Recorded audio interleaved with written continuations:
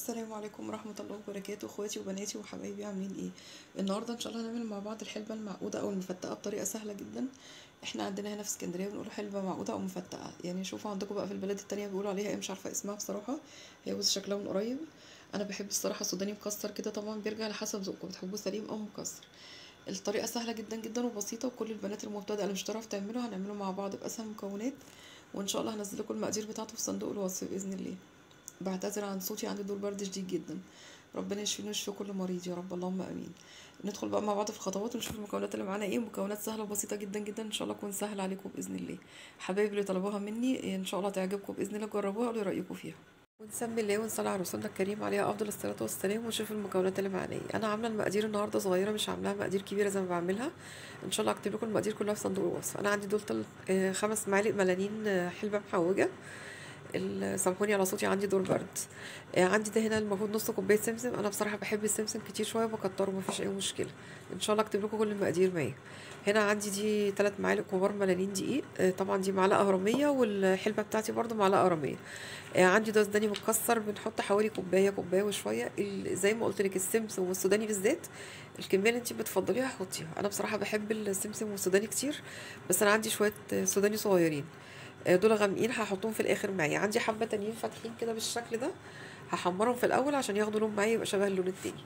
تمام كده. هحتاج على الكلام ده شويه زيت، ونروح على النار ونشوف هنعمل ايه. يا حبايبي معايا هنا، معلش نسيت اقول لكم عليه، كيلو وربع عسل. ده هو اساس الموضوع يعني، كيلو وربع من العسل. كده حبايبي انا حطيت شويه زيت عندي على النار. بيتعمل الطريقه بتاعته زي البشاميل بالظبط. هنبتدي نسمي الله كده، نضيف عليها السمسم كده بالشكل ده. وطبعا عشان بعمل في حله تيفال يفضل تعملي بحاجه سلك. هو طبعا الافضل ان انت تحمري في حاجه الومنيوم افضل. كده نحمر السمسم بتاعنا بالشكل ده، ناخد بالنا بس عشان ما يتحرقش معانا. نحمر كده كويس.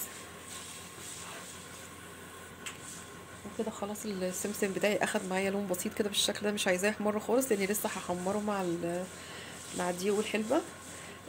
هنضيف عليه بقى انا يعني حاطه الكوبايات بتاعتي ربع كوبايه، احسبيها كده ربع كوبايه افضل.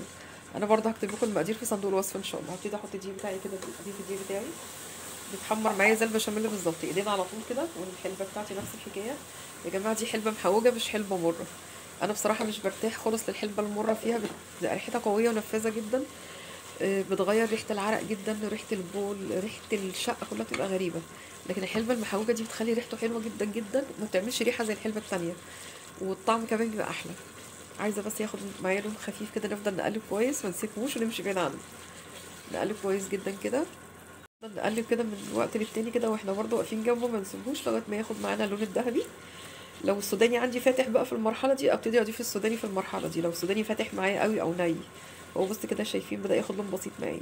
عشان كده بقول لكم اعملوا في حاجه الومنيوم افضل عشان تبين اللون بتاعها. تمام كده. انا عندي بقى السوداني الفاتح هبتدي اضيفه دلوقتي كده.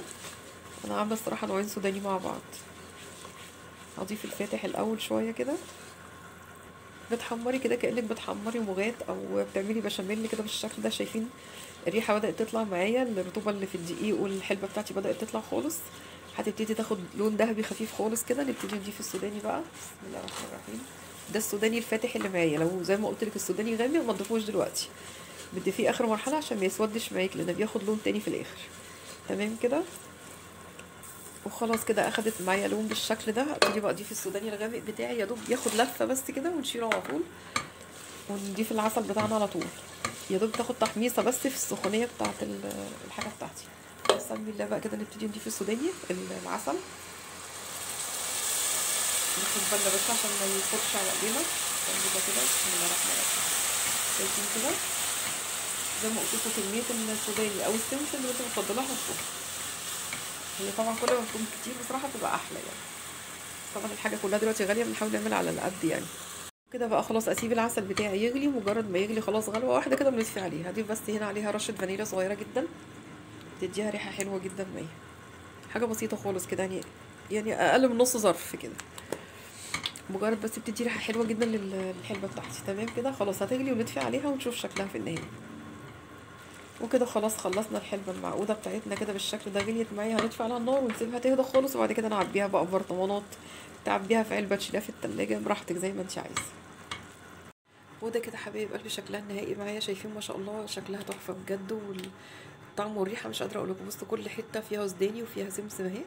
بصوا لغايه اخر معلقه تحت. بدات طبعا تتقل معايا وتبرد كده بالشكل ده. شايفين شكلها تحفه بجد. يا رب يكون سهل عليكم ان شاء الله تجربوها. ما تنسونيش لايك وشير وتفعلوا الجرس عشان يوصلكوا الاشعارات ان شاء الله. السلام عليكم.